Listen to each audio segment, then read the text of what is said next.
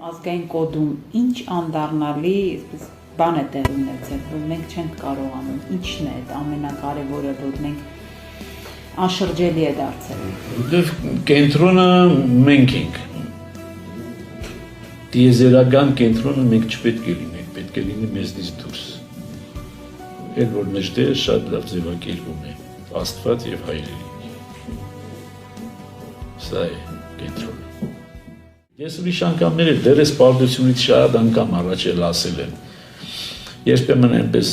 թաքուն խոսակցությունների մեջ եմ ասել, որովհետև պարզ էր, որ չպետք է հասկացվեի, հիմա էլ չեմ հասկացվելու, հարցը դա չի, բայց ես ասել եմ բազմիցս, ասել եմ, եթե մի ազգի ցեղասպանությունը չխրատեց, ուրիշ ոչ մի բան չի խրատի։ Այսինքն հեռացել ենք Աստծուց եւ հեռացել ենք հայրենիքից։ Կորցրել ենք եւ հոգեվոր կապը, եւ հորիզոնական։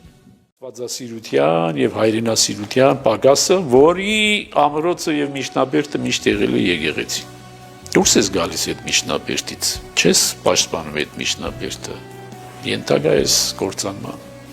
ենթակա ես հայրենազրկման, ենթակա ես ոչնչացման, ենթակա ես ստրգացման։